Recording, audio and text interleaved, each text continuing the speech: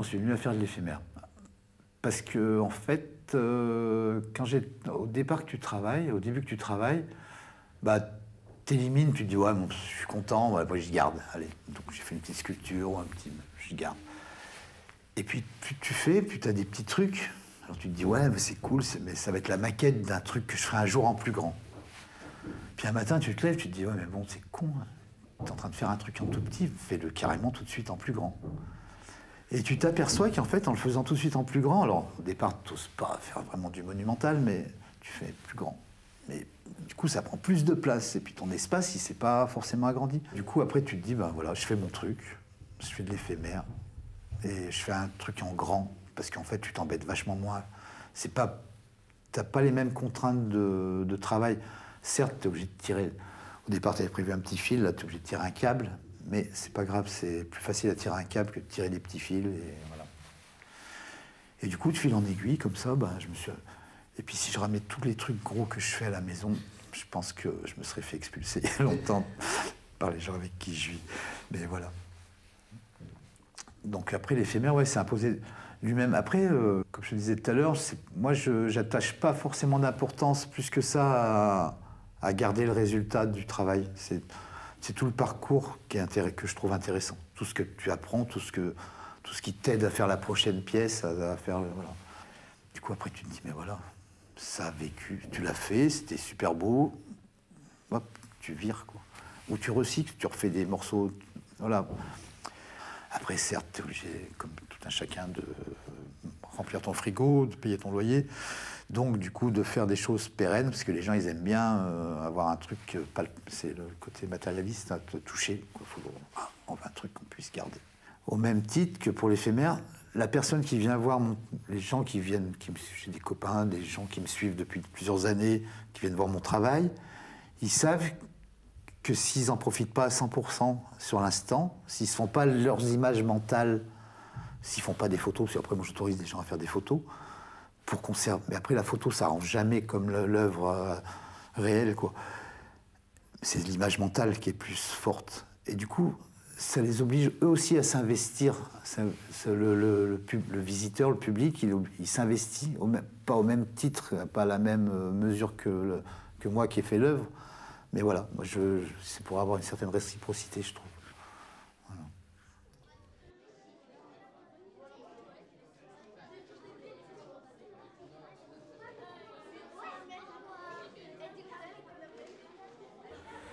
Alors ça, c'est un projet de résidence que j'ai fait à Cessin avec des primaires, il y a quelques années en arrière, dont le sujet était, parce que c'est pas moi qui ai choisi le sujet m'a été donné par les enseignants, c'était l'architecture et l'art éphémère. Je ne sais plus dans quel sens, mais l'art éphémère et l'architecture. Donc du coup, j'ai filé des vieux téléphones portables aux enfants, en leur disant, ben voilà, vous faites des photos de votre école. Vous prenez pas votre école en photo, vous vous baladez dans l'école par petits groupes, et c'était par petits groupes de 4, et vous essayez de trouver un truc qui vous fait penser à de l'architecture. Alors du coup, on a un peu discuté de qu'est-ce que c'était l'architecture avant, etc. Et du coup, ils ont fait des morceaux, comment ça s'appelle, des bouts d'escalier, des avancées de toit. Et on a imprimé ces photos, donc on a imprimé ces photos en A4, en noir et blanc, pareil en contrastant avant de leur donner les photos, sans recadrer, sans rien. Et après, je leur ai filé plein de trucs. Tu vois, il y a de la mosaïque, il y a des petits cailloux, il y avait de la sciure, il y avait plein de trucs, il y avait vraiment des petits bouts de bois, des boucles de cintre, vraiment plein de choses. Et en leur disant, ben voilà, vous essayez de faire des lignes, de sortir un truc un peu dynamique de votre image que vous avez faite, vous ensemble. Et vous ensemble, toujours, bah, vous essayez, en rajoutant de recréer une image qui n'existe pas. Une fois qu'on a eu fait cette image, j'aurais demandé, on a fait une photo, et j'aurais dit, quelle couleur vous associeriez à cette image? Et du coup, après, on a été s'enfermer dans un placard que j'avais dans l'atelier où je bossais pour ce projet. Et je leur avais acheté des petites lampes de poche, des petites gélatines de couleur. Et du coup, ils se sont amusés à mettre de la couleur, avec leur petite lampe de poche et leur petite gélatine, sur le... Donc, il y a leur image de base, il y a tous les éléments qu'ils ont rajoutés, du coup, ça fait des ondes projetées, ils pouvaient s'amuser à faire des inclinaisons différentes. Et une fois qu'ils ont eu fini, hop, vous êtes tous d'accord sur la couleur, ça vous convient? Moi, je faisais une photo. Et après, on faisait comme avec le télécran. Il n'y avait plus d'image, il n'y avait plus rien. Alors, il n'y avait plus que leur photo de base qui restait.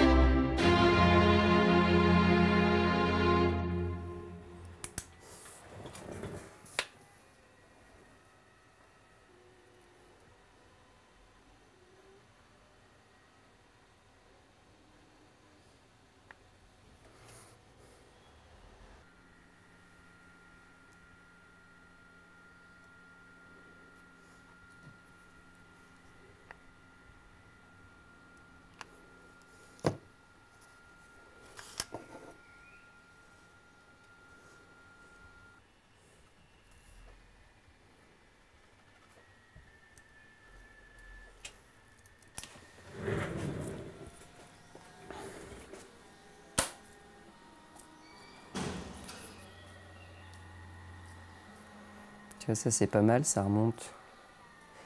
Ça remonte tout seul. Avec le mouvement. Il faut que ça puisse remonter tout seul parce que ça... Comme s'il y a du vent.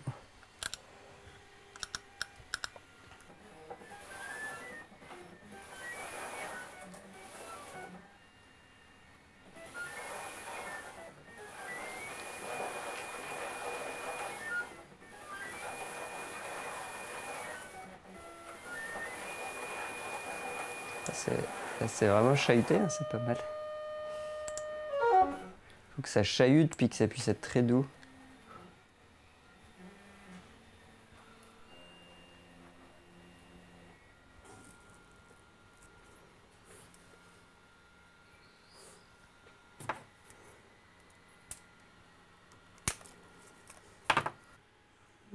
J'essaie pas de refaire un truc, de reproduire quelque chose, mais c'est vrai que quand tu vois dès que tu vois un truc qui t'inspire, ah tiens, on dirait des petits bateaux qui se déplacent du ciel, ou ah tiens, on dirait des petites fourmis qui transportent des feuilles.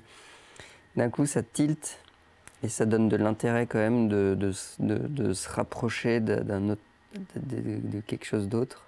C'est un peu une boucle de tu joues, tu vois des mouvements. Puis après, tu commences à préméditer sur la base de ce que tu as vu. Tu vois, t'as de la matière sous la main. En fait, tout est un peu dépendant de la matière aussi que tu as sous la main. C'est faux que tout vient des idées. C'est une boucle permanente entre ce qu'on observe, ce qu'on a les idées qui naissent de ce qu'on a observé.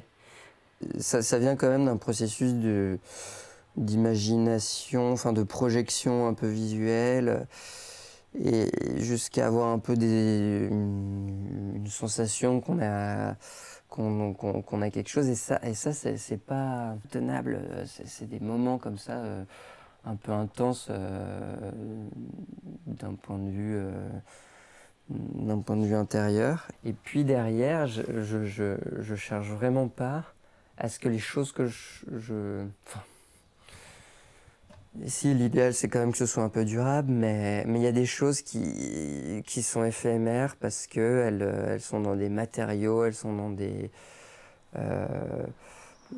pour être justement dans des extrêmes un peu de légèreté, de mouvement, d'amplitude de mouvement ou d'équilibre, ben, c'est trop extrême pour que ce soit stable dans le temps. C'est trop fragile en fait. C'est l'idée de la fragilité qui va avec l'idée de l'éphémère. Du coup, mais c'est ça qui est beau aussi, c'est cette fragilité qu'on peut percevoir et et parce qu'elle est fragile, on n'a pas l'habitude de la percevoir souvent parce que nous on voit ce dans quoi on est toujours plongé, c'est quand même des choses potentiellement assez stables. Pour vraiment être dans l'idée de l'éphémère, ouais, faut vraiment qu'on perçoive quelque chose de substantiel, quoi. Mais c'est peut-être ça qu'on entend dans le mot éphémère, c'est un truc substantiel, peut-être dans l'espace ou dans l'intensité de ce qui l'amène, et qui étonnamment ne dure pas. En tout cas, le fait de savoir, faut quand même le savoir à l'avance, mais que ça va pas durer, et qu'on ne va pas pouvoir profiter de cette chose éternellement, fait qu'on éveille vachement plus ses sens c'est comme, voilà, quand c'est le moment du coucher de soleil, c'est maintenant, ça dure 5 minutes. Et là, d'un coup, on redécouvre la couleur orange, rouge. On redécouvre, on se repose la question, tiens, mais c'est super loin, c'est l'infini. Puis il est là, il se cache derrière une montagne qui est pas loin, mais ils ont l'air d'être eux-mêmes. Enfin, c'est un moment où on s'oblige à à se remettre dans une pleine conscience du moment, parce qu'on sait qu'il va pas durer. Donc en termes de concentration, oui, ça oblige à être plus éveillé, plus sensible.